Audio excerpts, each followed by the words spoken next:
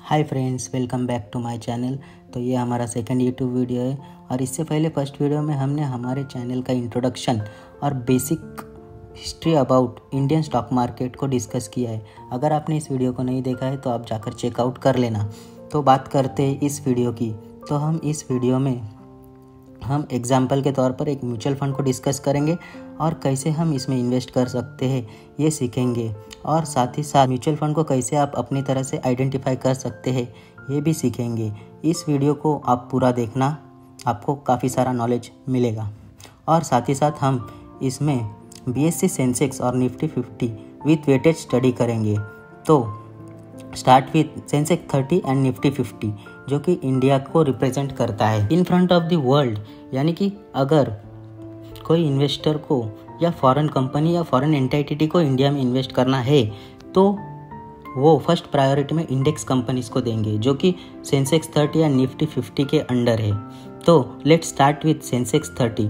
तो फ्रेंड्स, क्योंकि अगर आप सेंसेक्स के टोटल रिटर्न्स देखेंगे तो अब तक 14,124% के रिटर्न सेंसेक्स ने 1986 से प्रोवाइड किए हैं। ये इंडेक्स के रिटर्न है, यानी कि आपके पैसे को 141 टाइम्स किए हैं टिल नाउ। एग्जाम्पल के तौर पर 1986 में अगर आपने इसमें 1 लाख रुपए इन्वेस्ट किए होते तो आज आपकी वैल्यू 1,42,00,000 हो गए होते, जो कि 13-14% CAGR से ग्रो या कंपाउंडिंग हुआ है, जितना कि नॉर्मल म्यूचुअल फंड भी आपके पैसे को ग्रो लॉन्ग टाइम में कर देते हैं। अभी CAGR यानी कंपाउंडेड एनुअल ग्रोथ रिटर्न, जो कि आपके इनिशियल इन्वेस्टमेंट पे ईयर बाय ईयर मिलते जाते हैं। अब बात करते हैं सेंसेक्स में वेटेज की। तो देख सकते हैं फ्रेंड्स कि सेंसेक्स में सबसे ऊपर है फाइनेंस, यानी कि 43% of the Sensex finance companies का हिस्सा है।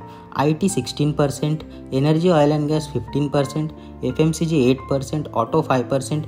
फिर बाद में आते हैं capital goods, telecom, chemical, consumer durable, health care, metal. ये सब का वेटेज मिला के 1 to 3% हर एक का वेटेज है। अगर हम बैंकिंग एंड फाइनेंस की बात करें तो हर इमर्जिंग या डेवलपिंग कंट्री का बैकबोन फाइनेंस या बैंकिंग को माना जाता है, क्योंकि डेवलपिंग नेशंस को डेवलप नेशन या डेवलप कंट्री बनने के लिए फाइनेंस की नीड सबसे ज़्यादा होती है। नेक्स्ट IT का 16% वेटेज सेंसेक्स होल्ड करता है, यानी कि IT आप सभी को पता है IT सर्विसेज ग्लोबल, इंडिया के IT सर्विसेज एक ग्लोबल हब है। तो इंडिया के IT सर्विसेज के बारे में ज़्यादा कुछ कहने की आवश्यकता नहीं है, आप जानते ही है कि ये एक एवरग्रीन सेक्टर है। Next energy oil and gas, इसमें 12% का हिस्सा सेंसेक्स का है, तो इसमें ज़्यादा कंट्रीब्यूशन रिलायंस का है, तो इसे एक साइड में रखते हैं। नेक्स्ट आता है FMCG यानी कि फास्ट मूविंग कंज्यूमर गुड्स। इसमें डेली यूज प्रोडक्ट्स एंड खाने पीने वाले कंपनीज होते हैं। और नेक्स्ट बात करते हैं ऑटोमोबाइल। ये फास्ट ग्रोइंग सेक्टर है अभी, क्योंकि स्टैंडर्ड ऑफ लिविंग हाई हो रहा है और लोगों के जो एस्पिरेशंस है वो बढ़ रहे हैं और इजी व्हीकल लोन अवेलेबल है, तो डिमांड हाई है। बाकी capital goods, consumer durable, metal, health care ये स्मॉल वेटेज रखते हैं। आप देख सकते हैं कि कौन से सेक्टर्स की कौन सी कंपनी है। तो आप इसमें इमेज में देख सकते हैं डिटेल्स में कि कौन से कंपनीज ऑल सेक्टर्स में कौन से सेक्टर से बिलोंग करती है। अब निफ्टी की बात करते हैं तो 1999 से निफ्टी ने 2608 यानी 2608% के रिटर्न बना के दिए हैं। लमसम 27 टाइम्स आपके इन्वेस्टमेंट को इसने 1999 से किया है। तो निफ्टी 50 का जो है वो वेटेज भी same as compare to Sensex है, बट यहाँ 50 कंपनीज का पोर्टफोलियो है और BSE सेंसेक्स में 30 कंपनीज का पोर्टफोलियो है।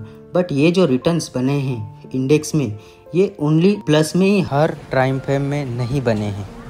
बीच बीच में कई झटके या ड्रॉप्स निफ्टी 50 ने देखे हैं, जैसे कि 2000 से 2002 में 46% निफ्टी डाउन था, जिसे आप .com बबल के नाम से भी जानते हैं। 2007-8 में economy slow down and lemon brother crisis, global recession जैसी बहुत ही खराब सिचुएशन में निफ्टी 60% डाउन था। और मोस्ट फेमस कोविड-19 यानी कि 2020 में 30% निफ्टी ने शार्प फॉल दिखाया था।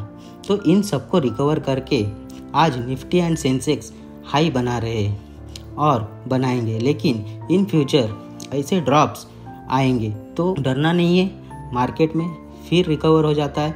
मार्केट में लॉन्ग टर्म का व्यू रखना है और मार्केट पे टिके रहना है और इन्वेस्ट करते रहना है, तो आपके पैसे ठीक बन जाए। अब बात कर लेते हैं लास्ट एक म्यूचुअल फंड के बारे में डिस्कस कर लेते हैं। Mutual funds friends, mutual funds में आपको एक इंडेक्स की तरह मान सकते हैं। म्यूचुअल फंड्स में आपको एक NAV मिलता है और इसमें एक डाइवर्सिफाइड पोर्टफोलियो मिलता है, जो कि निफ्टी 50 के जैसा ही पोर्टफोलियो 50-60 कंपनीज का रहता है। NAV यानी कि नेट एसेट वैल्यू, जो कि ETF की तरह सेंसेक्स ETF निफ्टी 20 की तरह होती है। इसमें आप अगर सपोज 5000 पर मंथ इन्वेस्ट करते हैं तो आपके 5000 डिवाइड करके ऑल 50 कंपनीज में 100 रुपीज़ पर कंपनी में ये आपके पैसे इन्वेस्ट होते और आपको percentage wise ups and downs के हिसाब से रिटर्न प्रोवाइड करते। एग्जाम्पल के तौर पर Parag Parikh flexi cap fund. Flexi cap यानी कि दोस्तों इसमें mid cap companies, large cap companies, small cap companies, fund manager के हिसाब से वो उनके पास ये फ्लेक्सिबिलिटी रहती है कि वो कोई भी टाइप की कंपनीज अपने फंड में रख सकते हैं। तो आप देख सकते हैं पराग पारिक फ्लेक्सी कैप फंड ने 2013 से लेकर अब तक 12 ईयर्स में 10 रुपीज़ का जो NAV था इनका, उसको 86 रुपीज़ किया है। यानी कि आपको 20% अराउंड CAGR जनरेट करके दिया है। मोटा मोटी 9 टाइम्स आपके पैसे को इसने ग्रो किया है। तो इसमें कुछ रूल्स भी होते हैं दोस्तों। इसमें कुछ फीस होती है, GST होती है, स्टैम्प ड्यूटी होती है, एंट्री एग्जिट लोडिंग चार्जेस होता है, जो कि अलग अलग फंड के डिफरेंट होते हैं। और ये इन्वेस्टमेंट का 0.5 to 2% मैक्सिमम होता है। ऐसे ही आप भी अपनी म्यूचुअल फंड की SIP स्टार्ट कर सकते हैं। और आपके लिए जो ब्रोकिंग एप्लीकेशंस है जैसे कि ज़ीरोधा, एंजल वन या ग्रो, इसमें भी आप म्यूचुअल फंड की SIP की स्टार्टिंग कर सकते हैं। तो दोस्तों ये तो हो गई हमारे वीडियो की बातें और वीडियो काफ़ी लंबा बन गया है। आशा करता हूँ कि आप सभी वीडियो पे अब तक देख रहे होंगे और आपको इस वीडियो से काफ़ी कुछ सीखने मिला होगा। अगर आपको ये वीडियो पसंद आया तो आप शेयर, सब्सक्राइब और लाइक कर सकते हैं। तो मिलते हैं नेक्स्ट वीडियो में किसी न्यू कंटेंट के साथ। तब तक के लिए सी यू, बाय बाय।